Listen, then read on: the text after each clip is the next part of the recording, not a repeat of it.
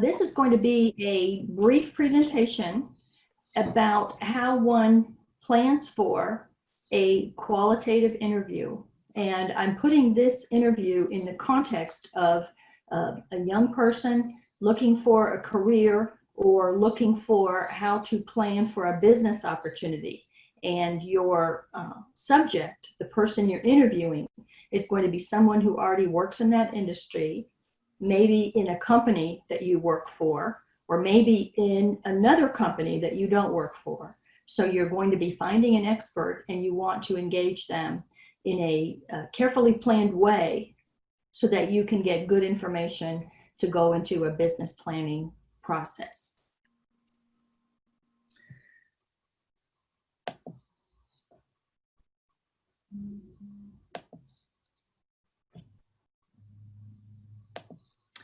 I'm trying to share my screen at the moment. Here we go. Okay.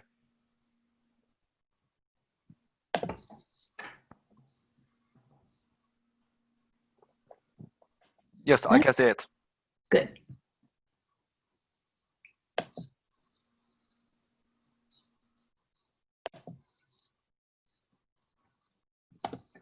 Okay. And when you're interacting with someone who's expert, and even if this is a different context where you're trying to, let's say, interview a young person, you want whoever you're talking to have the freedom in that conversation to really respond and give their authentic opinions. Mm.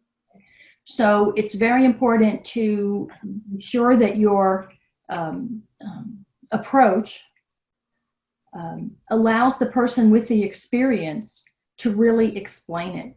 And there are certain cues, either verbal or nonverbal, that tend to shut that down. This is not the same thing as a conversation where when we are excited that we both share the same thought, that we would jump in and interrupt. Sometimes in an interview, an interruption or a steering back to a main topic is important. Now, being responsive doesn't mean that it's a one-sided interaction. And when you're doing an interview and you're getting perspectives or ideas that you hadn't thought of, it is appropriate for you as the interviewer to acknowledge it and maybe to follow up and probe a little bit to really get the depth off of an idea or a perspective that wasn't something that you came into the conversation with. Okay. So this practice of interviewing sometimes takes a long time. People who do this type of research for their profession, often they're in the social sciences such as anthropology, social work and psychology. All of their field evidence is collected from interviews, or a large part of it, and they will do a long series of interviews with the same subject. Now, when we're trying to talk to a busy business professional, we want to make our plan to be as timely and efficient with the use of time as we can, but we definitely need to plan. Okay, so the skills that I expect you to gain from this unit of our course is two things: planning and then execution. Now, I think those two skills, planning and then carrying out a plan, is something that's valuable for every facet of your life. In your educational degree planning, for example, you laid out a path as to what you thought when you started school. Then you tried to register for the classes, and if something happened to change it, your execution wasn't exactly according to plan, but you want to have a good plan. What are the elements that constitute planning? And these will be requirements for our course here. One is you must write a script for the interview, and that's several phases of types of questions. That doesn't mean when you get to the interview you read off it, but you have at least thought it through. And you will then spend a bit of time becoming familiar with that script. You might, in the course of becoming familiar with it, mock interview yourself, maybe a friend, or maybe someone else who you think has some information but isn't the key expert subject. so that you are comfortable enough with where you want that interview to go and with the overall purpose, so that if the person you're interviewing has a different response, you'll be able to still accomplish a successful interview. Okay, so you'll write a script. That means there'll be at least one written assignment with a few of the key questions for the interview. Then you'll have some activities to work with a plan for that interview. And finally, you'll also design and create note-taking. In the chapter by Rubin and Rubin, which is part of your assigned reading, they talk about note-taking. And maybe note-taking to me, in my demographic of age, means I have a pen, I have a sheet of paper. Yeah. Okay. Now, maybe you don't do that. And especially if your interview is going to be over Zoom, maybe you think, oh, I don't have to take notes. I've hit record and I'll get back to it later. But there is an attention process in note-taking with traditional paper that I can't do without. But if you decide that you want your note-taking to be through, let's say, a little tablet on your phone or some other method, that's up to you to design it. But I do want you to be ready to take some notes. When one is taking notes from an expert interview, it's impossible to catch every word, but everything you write down should be authentic words that are spoken by the person you're interviewing. Okay, so for example, if they use a technical term for the industry, use exactly that word.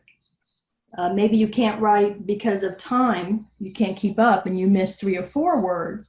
Don't write anything down where you summarize or restate. Make that note-taking as authentic as possible. So that means when you're doing the interview, your primary role is to listen, and listen very, very closely. You're going to record it, and with the technology of Zoom, that's easy. If you're face-to-face with the person, I have worked with student researchers who wanted to do a phone recording, and as long as your subject agrees to it, that was okay. And then from that recording, you'll get a word-for-word transcript. Then that's the data or evidence that you analyze. And in certain settings, knowing every single word exactly is very, very important.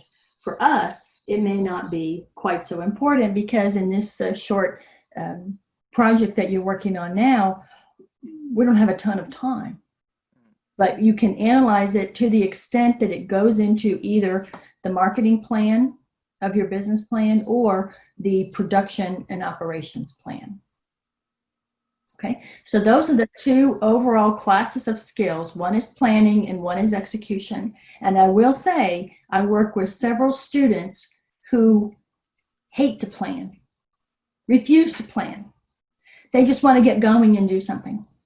And I think you should judge by the way this screen is showing, with much more words put on the planning phase, that planning is really, really important. Okay. We hate to get an expert's time and set up the interview and then realize that you never got around to the core question of your research. Okay. Now, there's lots and lots of questions in research. You can see from this slide that in any interview, you're going to have the main questions that you, the interviewer, present. They have to be structured a certain way to invite conversation. And then depending on the conversation and the response, there'll be follow-up questions. So as part of our interview plan, you write your main questions, you anticipate what might be a follow-up, and especially for topics that you really want a lot of depth, after a follow-up question is done, you will have several probes ready to get even more information. So is probed question means more deep? Yes. Yeah, okay. And so a probe could be as simple as, oh, I see where you're going. Can you tell me what that was like once the weather got cold? You just, you express some excitement, you show that you're understanding. Mm. And that's what distinguishes a probe from a follow-up question. It's kind of just to encourage the person to keep going. Okay. Okay. Whereas a follow-up question is often used to direct or guide, and they can pretty easily be thought through. A probe would often be to get depth, especially on, okay, I understand that we've now gone through the content of the production process. A follow-up question would be, what do you think you would do if the price of one of those ingredients really went up? Okay. Okay. And then the probe would be, have you thought of, is there anything else on that area, just to be sure that people are finished with everything they can think of. Okay. It's recommended by Rubin and Rubin that when you start the interview, you introduce yourself and you talk about the topic. If it's a very formalized research project,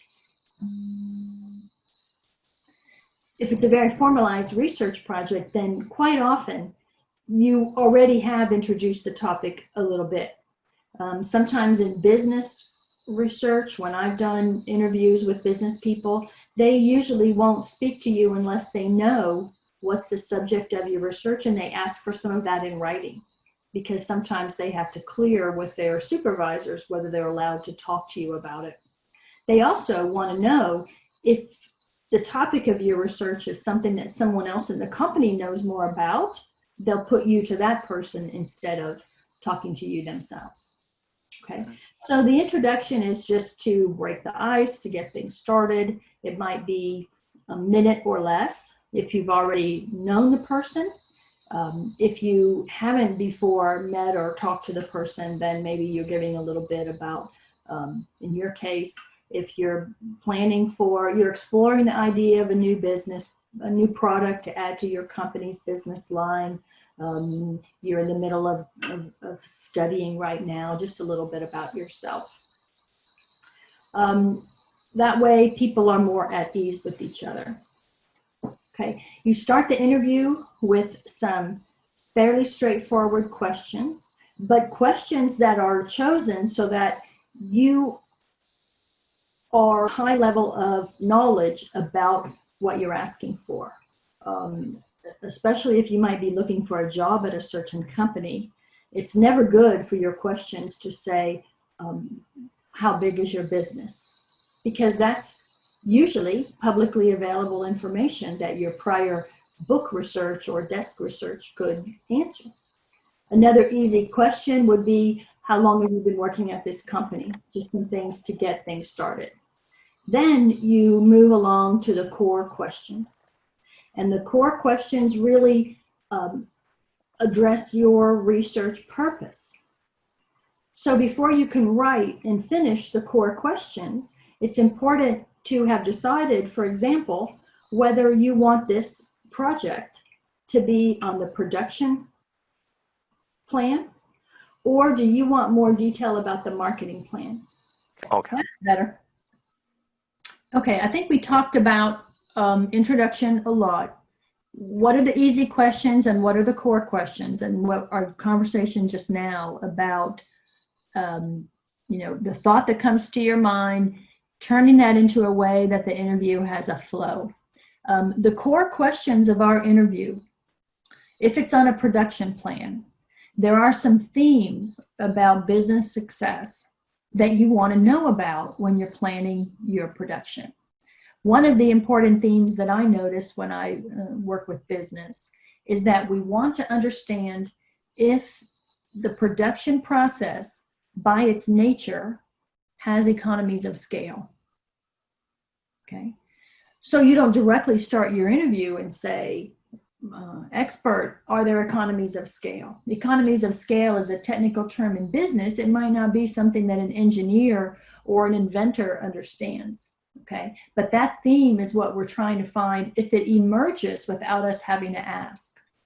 Okay, if instead the person you're talking to talks all about the risks that are involved from maybe the production process is really dangerous. It involves some volatile chemicals and high temperature, drying, and other things. If that's what they talk about a lot, then then that interview did not give you a theme about economies of scale. The interview gave you some themes about riskiness of the product. Okay. I don't think that's going to happen from organic fertilizers. One of their purposes, or one of their competitive advantages, is that it's not as risky and damaging to human health as a chemical product is. That's just my thinking. Classifying questions and then asking them in an order where the person you're talking to can understand some logic. And if that person you're talking to wants to go off on another topic, that's okay. But you also have to have the right follow-up or transition or guide to get back to your core questions. Then when the interview is closing down, you want to end or close the interview in a way that you've got the subject agreeing to maybe contacting them later. Because with the course of analysis, it's quite common to raise more questions. Maybe the question is as simple as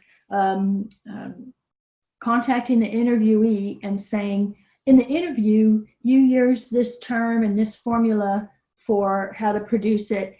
I've looked that up and I still don't understand it. Can you help me by sending me a diagram? Something to follow up. Sometimes you want to contact the person you interviewed and show what you found, show your final results. That's always interesting to people. Okay, so the interview involves another human being, and so it's good for us in the planning process to plan that interview to be building a relationship with that interviewee. And the goal is to find an answer to the research question.